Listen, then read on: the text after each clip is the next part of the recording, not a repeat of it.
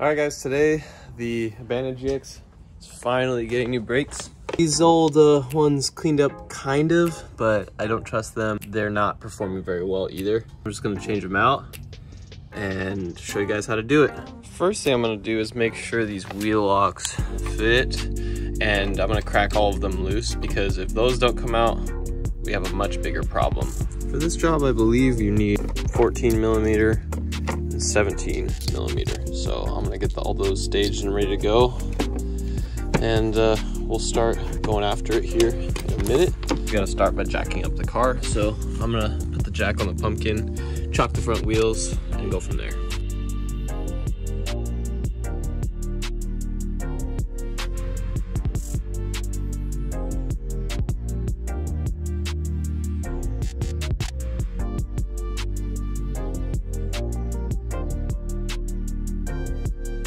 First, we're gonna handle these bolts, and that should allow the brake caliper core to get released, and then you're gonna be left with a carrier, and we're gonna put this somewhere safe. I'm trying to do this without destroying my knuckles, so there it goes, and it let go fast.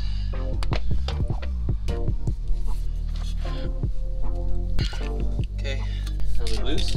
We're just gonna grab the old Buzzy McBuzzerton and rip them off.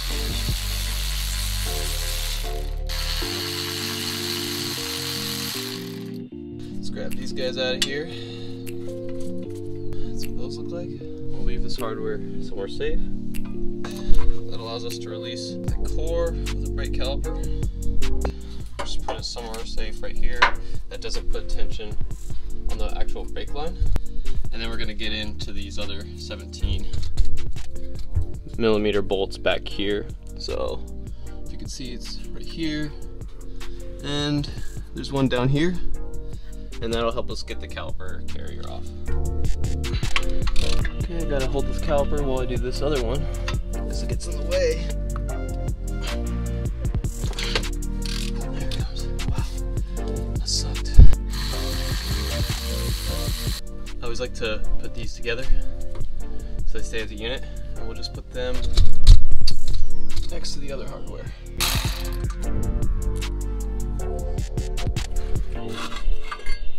Okay, and there are your brake pads. First I'm gonna get the rotor off. To do that, you gotta make sure the parking brake is off, so I'm gonna turn that off right now. And this is where you might need a hammer or mallet or something like that. Alright, and there it comes.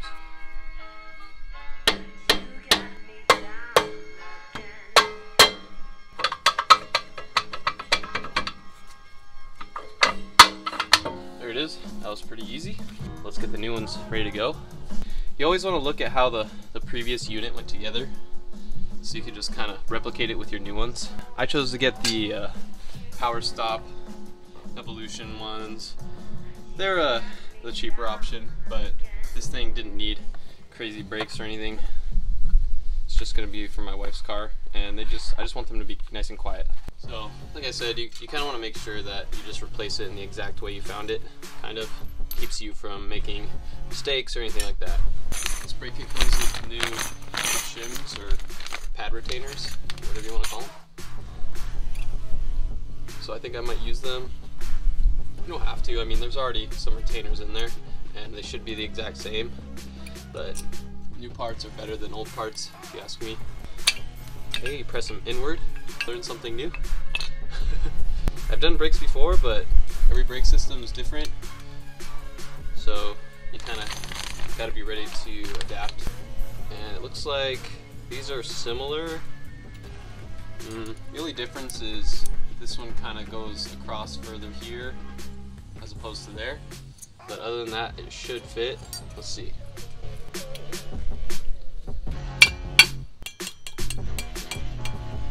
And okay, so we're seated on the back side and the front side. Just gonna do the other one real quick.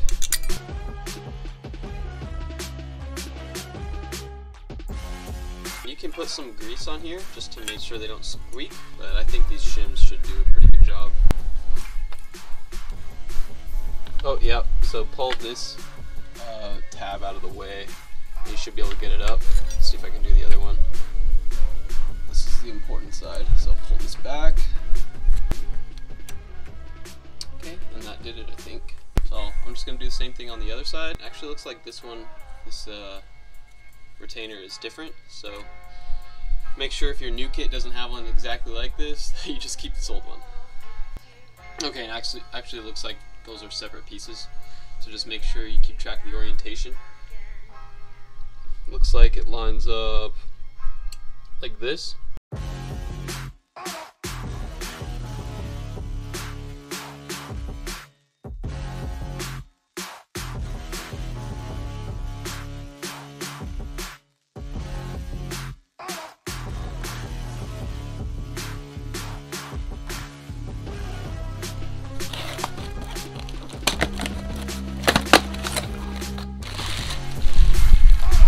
Also a very important step. If you've ever watched a brake disc or rotor changing video, they should have mentioned this. Brake rotors come with a factory grease or oil to make sure that they don't rust. You need to get all that off before you put it on the car. So what you do is you get yourself just any sort of brake cleaner, brake parts cleaner type of thing. This basically gets rid of the grease and dries quickly. See?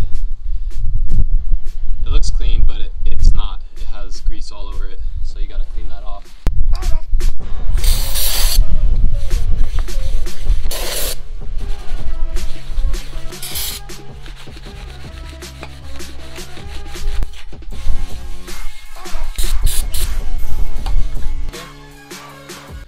So you're gonna stage a bolt in here, carrier, slot it back in there.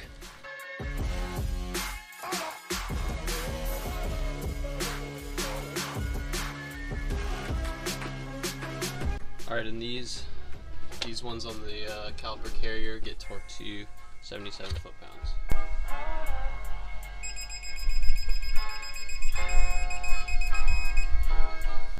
Now let's get the caliper, and we're just going to put it over the pads. And I thought this might happen. This piston gets stuck out sometimes. What you're going to do is get your C-clamp device.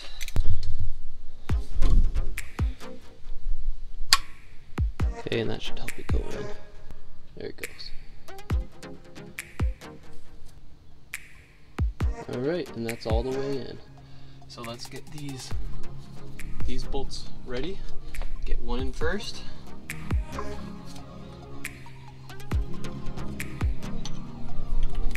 Okay, and that'll just line us up for the next one.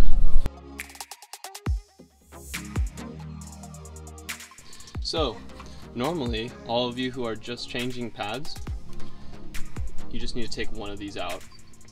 Okay, take the bottom one out, slide the pads off, put the new ones in, close it up like this. You don't have to go through all the rigmarole that I went through, but I was changing the rotors as well, so that's why it's different.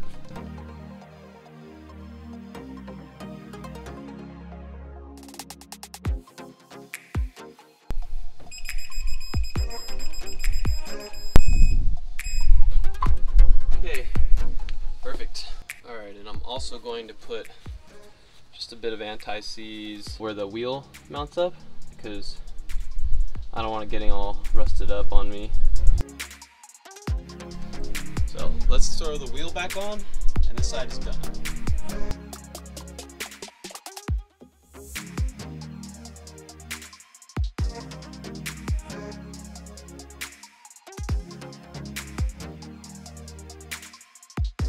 Alright guys, and I'm here on the fronts. We're gonna figure these ones out on the fly as well. Grab your 17mm socket, and you're gonna blast these two off, and that's just to get the rotor done. Yeah, things in here are pretty rusty. Alright, we have movement. Man, that sucked.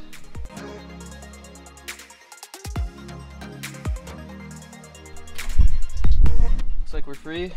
Man, that is incredible how tight that was.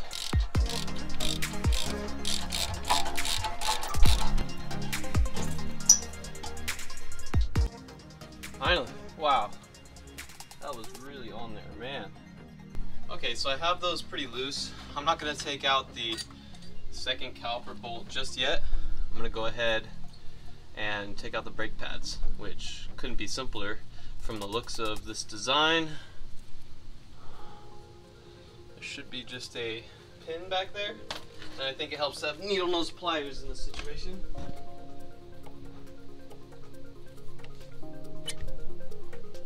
Alright, hope you saw that. It's just like a little pin. I'll put it right here. Alright, and it looks like I'm just gonna hammer right there.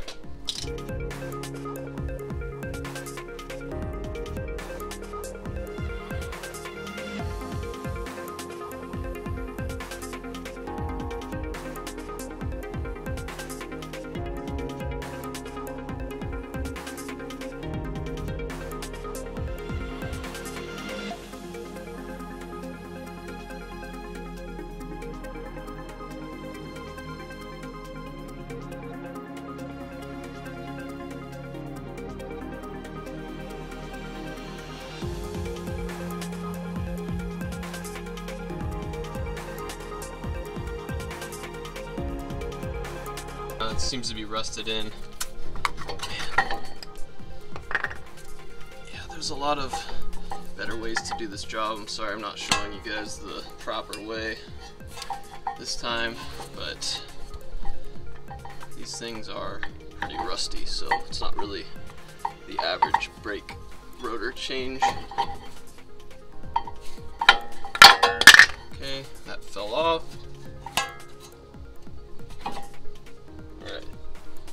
Got my zip tie here.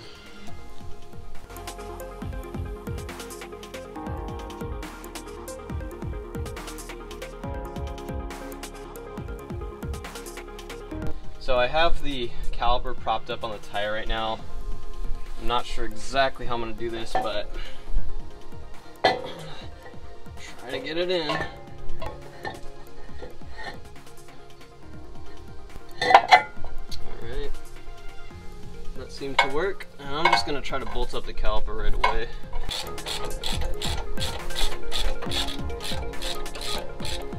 Let's grab the new pads, and this kit actually came with a little bit of grease, so if it's there, I'm going to use it. Are just going to hopefully slide in easily like this after I put the grease on, and if not, I might have to use that C-clamp to get these pistons out, which I might just do anyway. Just gonna lubricate the backs of these pads here.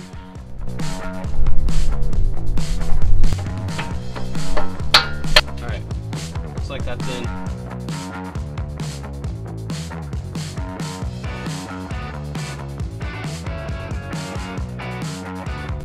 I had to review my footage to get this right. So for the spring, you just kind of put these top two ends in these holes like so. Then you have a nice, hopefully, have a nice tunnel for this pin to travel through. And this should come around the back like such. And then get your pin, and that's it. Should keep those pads spread out so they're not grinding when it's not needed.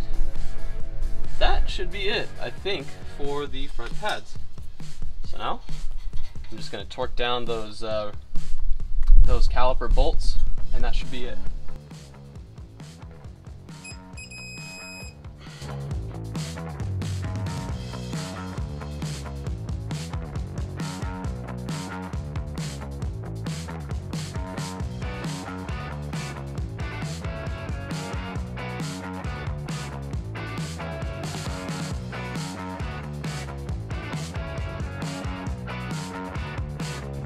Alright guys, and you see that smoke?